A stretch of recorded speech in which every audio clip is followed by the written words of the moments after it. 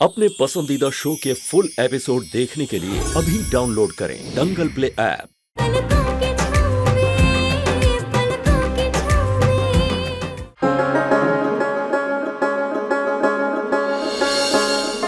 उसके सुख पे जरा भी आँच आई ना मेहमान जी, ये धरती को जला के राख कर देंगे हम।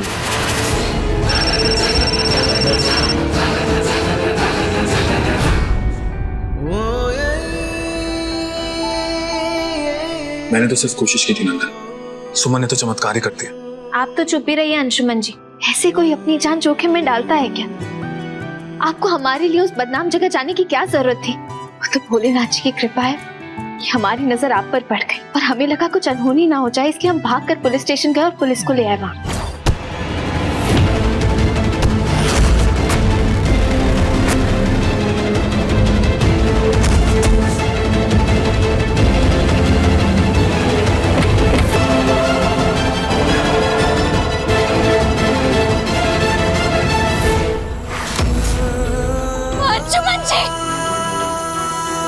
अंशुमन जी प्लीज उठिए ना,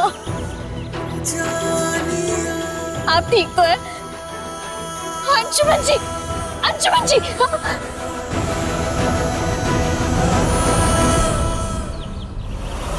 जल्दी करो, इट्स एन इमरजेंसी केस।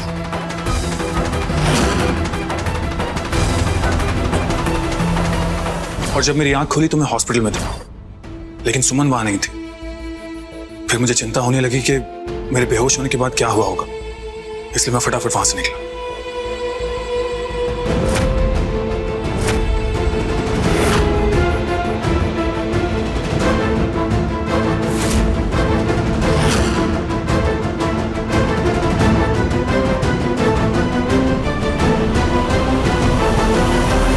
हाँ, हम मना किए थे सुमन को शादी में आने से, अब हाँ कर दिए हैं।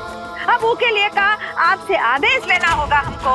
सलाह मशवरा का बैठक बिठाएंगे का हम? आयो दादा, हम ऐसा थोड़े ना कह रहे थे बड़की समधन जी। नहीं, जो फैसला आप ली है ना, वो तो कोई बड़ी दिल वाली ही ले सकती है ना जी। माफ करना तो बड़े दिल वालों का ही निशानी होता है।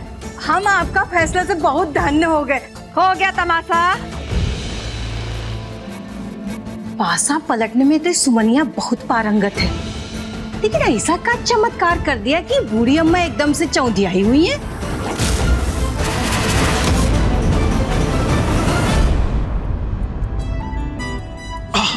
अरे अंशुमन जी, आप रहने दीजिए, हम आपकी मदद करते हैं।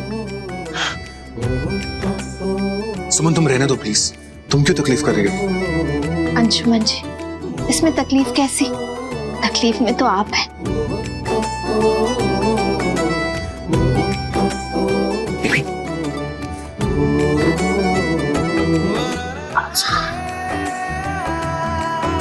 सुमन की कन्विंसिंग पावर कमाल की है अंदर। उसने जूली को कन्विंस कर ही लिया और जूली हमारा साथ देने के लिए तैयार हो। और फिर मैंने माँ को सारी बात बताई और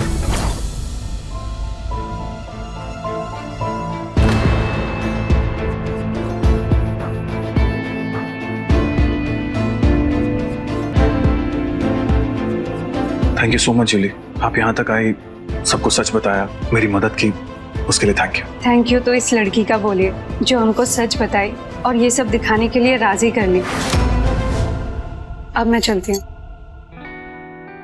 बड़ी माँ, देखा आपने, ये था सौरभ का सच। मैं कोई राम तो नहीं हूँ बड़ी माँ, लेकिन एक इंसान जरूर, और सौरभ तो अपनी इंसानियत भी खो चुका है। अरे छोड़ो, हमने भी दुनिया देखी है और ऐसा झूठा वीडियो ना खूब बनता है, जानते हैं हम। दीदी, हमारे लिए नहीं, कम से कम आरती के लिए तो सही अपनी आंखों से पर्दा हटाइए। सच सामने है फिर भी। बड़ी माँ, लड़की, हमको बड़ी माँ कहने की हिम्मत मत करना। हम तुम्हारे इन चालाकी भरे रिश्तों के भंवर में फंसने वाले नहीं हैं। आप भले ही हमें बड़ी माँ कहने का अधिकार ना दीजिए, लेकिन हमारी आपसे विनती है कि आप सौरभ जी और आरती दीदी को इस बारे में कुछ मत कहिएगा। जूली ने हमसे प्रॉमिस किया है कि वो सौरभ जी से दूर हो जाएगी, उनसे कभी नहीं मिलेगी। आप सबको सौरभ जी और आरती दीदी को ये रिश्ता निभाने के लिए एक मौका देना चाहिए, प्लीज। ये तुम क्या कह रही हो सुमा? इतना सब कुछ देखने के बाद भी एक मौका देना चाहिए? अंशुमन जी, रिश्ते बहुत मुश्किल से बनते हैं, उन्हें तोड़ना तो बहुत आसान होता है। अब देखिए ना, हम तो बड़ी माँ से रिश्ता जोड़ना चाहते हैं, लेकिन उन्हें ही मंजूर नहीं है। और फिर सौरभ जी और आरती दीदी ने तो इस रिश्ते के लिए 7 फेरे 7 वचन लिए हैं, उन्हें एक मौका तो मिलना ही चाहिए ना।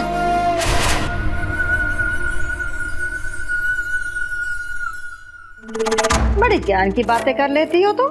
इतना ज्ञान सीखा कहाँ से है? और सुनो, हमको ना तुम्हारे एक ज्ञान की जरूरत नहीं है। बिल्कुल सही कह रही हो तुम बड़ी बहू। तुम्हें कौन ज्ञान दे सकता है? तुम तो परम ज्ञानी हो। तुम हमेशा सही रहती हो बड़ी बहू, गलत तो सब है। छोटी बहू तुम तो बहुत गलत हो। क्या कह रही थी तुम बड़की बहू के बारे में? तुम कह रही थी कि इन्होंने अपनी आंख पर पर्दा डाल के रखा है। नहीं, इनकी आंख पर पर्दा नहीं है, इनके मन पर, इनके दिमाग पर पर्दा डाला हुआ है जो हटाया नहीं जा सकता। अरे कोई आदमी अगर सो रहा हो तो उसे नींद से जगाया जा सकता है, लेकिन जो आदमी जागते हुए सोने का नाटक करे उसे कैसे जगाया जाए? अरे बड़की बहू, सब कुछ जानते हुए समझते हुए तुम कुछ समझने की कोशिश ही नहीं कर रही हो। उस लड़की ने दिखाया ना, वीडियो दिखाया ना तुम्हें, तुमने अपनी आंखों से देखा, फिर भी तुम्हें विश्वास नहीं है। देखो इस बच्ची की तरफ, तुम्हें इसकी सच्चाई पर अब भी शक है। अरे इस लड़की ने तुम्हारी बेटी की शादी टूटने से बचाई और उसका घर फिर उजड़ने से बचाना चाहती है। क्यों? ये अंशुमन ने अपने जान की बाजी लगा दी तुम्हें सच दिखाने के लिए, फिर भी तुम्हें किसी पर विश्वास नहीं है। तुम कुछ समझना ही नहीं चाहती। क्या करे बताओ। वही तो ना बाबूजी, वही तो। जो रिश्ता विधाता खुद ही तोड़ना चाहते थे, उसका जोड़ने की क्या जरूरत थी? हमारे बिटिया की खुशियों की असली दुश्मन तो ये लड़की खुद ही है ना, खुद ही। माफ कीजिएगा दीदी, जब ये सारे खेल विधाता ही खेल रहा है तो इस सब में सुमन कहां से जिम्मेदार हो गई? जब ये विधाता का लिखा नहीं बदल पाई तो अपनी किस्मत क्या बदलेगी? वरना एक भाई की शादी में जाने से एक बहन को कौन रोक सकता है भला? हम आपसे माफी चाहते हैं दीदी, लेकिन सच तो यही है कि अपना चुना सिक्का ही खोटा निकला। तो हमें या किसी और को कोई हक नहीं जो सुमन को सजा दे। जाओ सुमन, अपने घर जाओ, शादी की तैयारियां करो। तुम जाओ बेटा। जी सुरभि।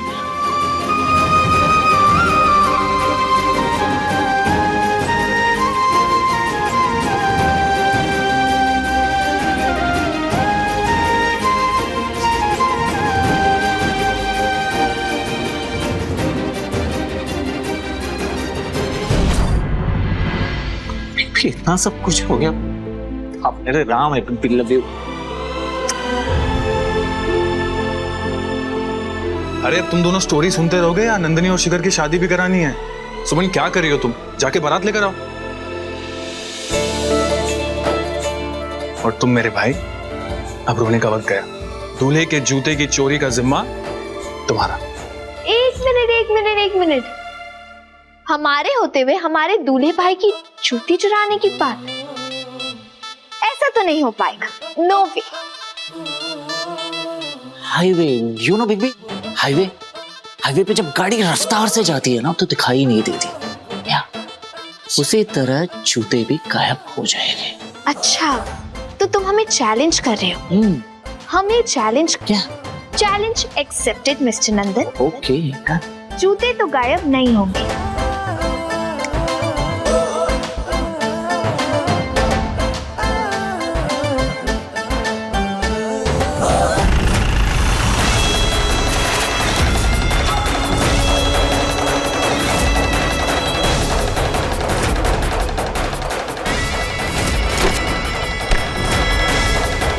क्या चाहते हैं?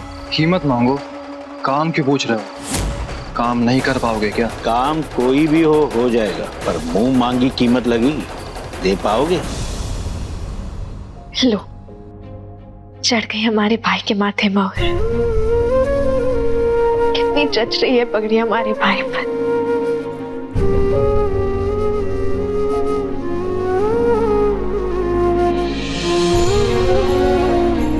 नजर ना लगे हमारे भाई को किसी की। भाई, अगर आपकी आंखों से एक भी आंसू टपका ना, तो द्वार छिकाई की रस्म में दुगनी फीस लेंगे हम, याद रखना। क्यों नाना जी?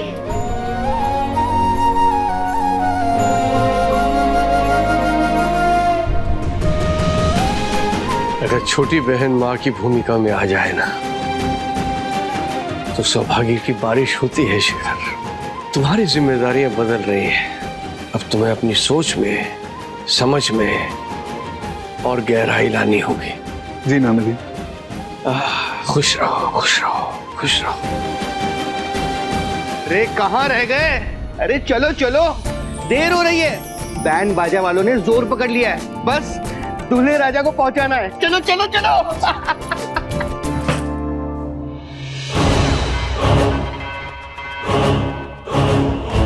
शेर का शिकार करना है का? नहीं, शेरनी का। अबे ये तो मुर्गी है।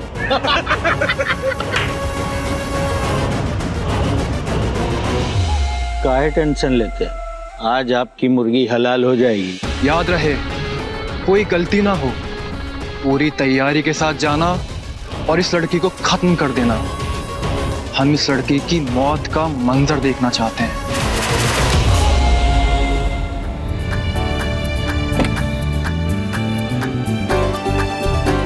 चलिए भैया। अरे अरे रुकिए भैया, पहले जम के डांस होगा। अरे लेकिन तब से तुम नाच ही तो रही हो। अरे मामा जी, बचपन से हमारा सपना था कि भाई की बारात में जम के नाचेंगे। आज मन की मुराद अच्छे से पूरी करेंगे। बजाओ।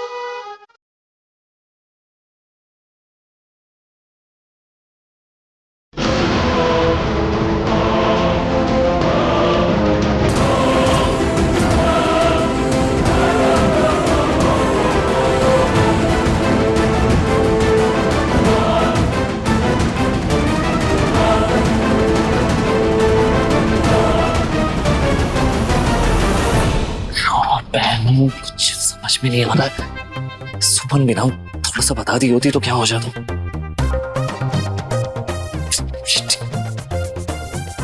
यार ये नहीं, क्या पहनी थी? सुन, क्या है? मेरी बात तो सुन।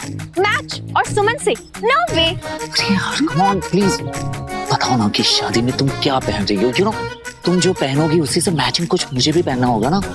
तो प्यार करने वालों को कपल के जैसा शादी में दिखना बहुत जरूरी है, तभी तो लोग हमें नोटिस करेंगे। एक मिनट, पहले सांस तो ले लो। हम सब समझ रहे, तो मतलब इतनी लंबी चौड़ी प्लानिंग कर रखी है छोटी राय बहादुर ने। लेकिन बात ऐसी है छोटी राय बहादुर, अपने ना दिमाग को काम पे लगाओ, कुछ सोचो, मेहनत करो। सुमन, ओ नो, नहीं। अब क्या हो गया? नहीं,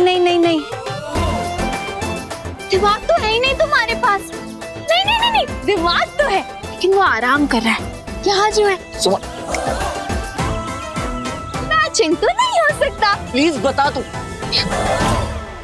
इसी टाइप का कुछ पहनी थी, बट क्या नंदन, यार तुझे क्या,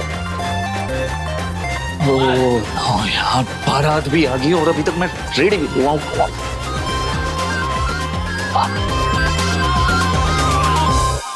दिमाग, राइट? दिमाग बोली थी ना सुमन कि मेरे पास दिमाग नहीं है, राइट? या दिमाग नहीं है। सुन, दिमाग नहीं है।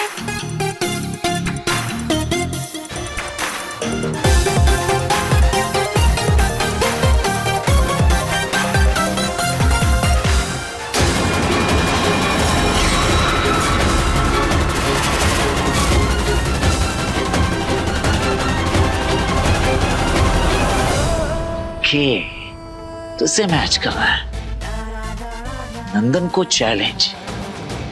जीत नहीं पाओगे सुमन, क्योंकि जीत का दूसरा नाम सिर्फ और सिर्फ नंदन है।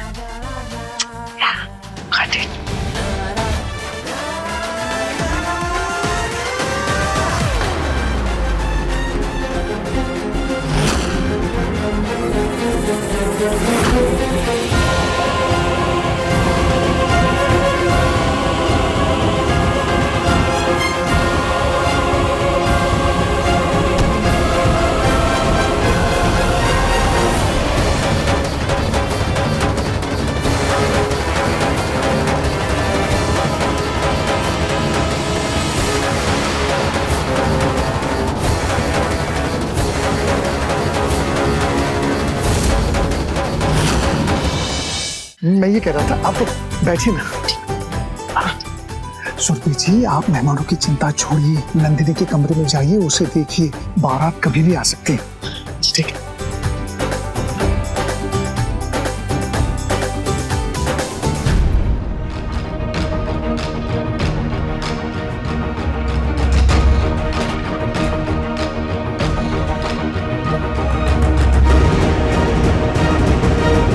सुमन, कहाँ जा रहे हो? क्या हुआ? क्या हुआ बेटा? आरती, बेटा नंदिनी तैयार हुई? जी वो छोटी माँ, मैंने देखा नहीं। क्या बात है बेटा, कोई परेशानी है? पता नहीं क्या बात है छोटी माँ, शाम से सौरभ जी का कुछ पता नहीं चल रहा है। जब आप लोग बाहर से आए थे तो पता नहीं माँ ने ना जाने किन बातों को लेकर उन्हें डांट दिया। तुम परेशान मत हो, हम दामाद जी को बुलवाते हैं, यहीं कहीं होंगे। जाएंगे कहाँ? और दीदी से हम बात कर लेंगे। तुम जरा नंदिनी को देख लो, परेशान नहीं होते। जाओ।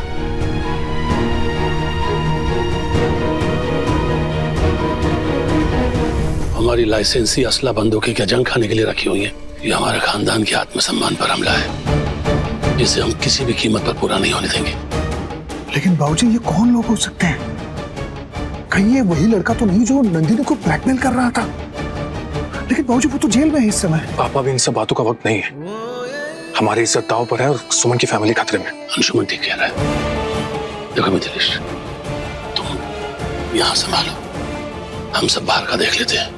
और किसी को कानों कान खबर नहीं होनी चाहिए कि बाहर क्या हो रहा है। जी नंदन, हाँ बंदूकें लेकर आओ। जी दादाजी।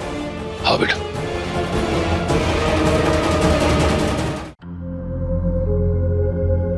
दीदी, आप बाहर नहीं आई? बाहर क्या हो रहा है छोटकी? दीदी, नंदिनी की बारात आने वाली है।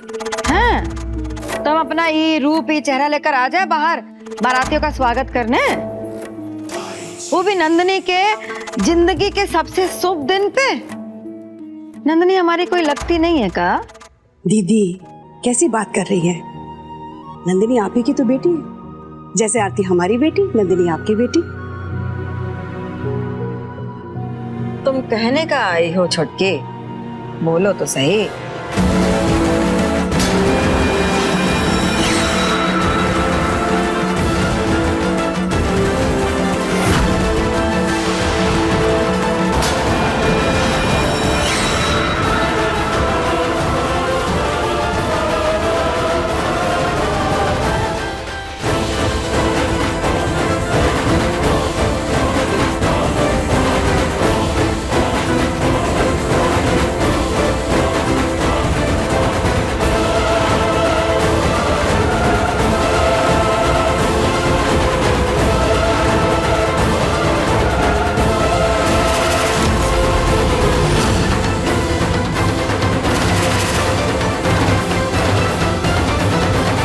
दीदी, हम जानते हैं आप दामाद जी से नाराज हैं और आपकी नाराजगी जायज है। उन्होंने काम ही ऐसा किया है। लेकिन दीदी, हमने भी ठान ली है, जब तक आरती और दामाद जी का रिश्ता सही नहीं कर देते हम भी चैन से नहीं बैठेंगे। और दीदी, हमें क्या लगता है कि इनका जो रिश्ता है ना, उसे हमें धैर्य से संभालना होगा, गुस्से से नहीं। अच्छा,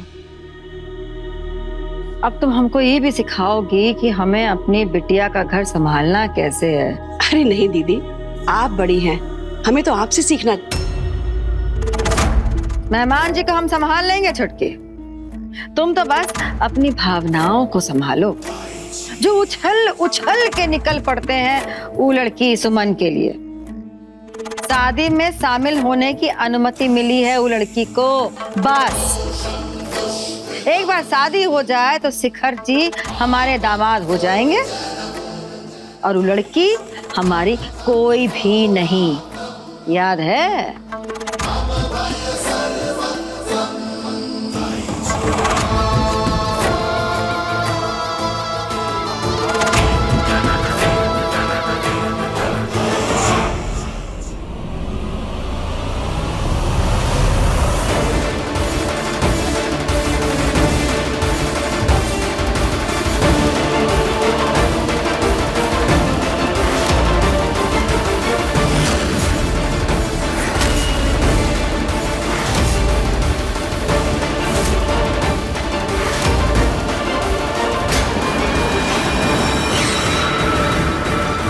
सब एक साथ, आखिर बात क्या है?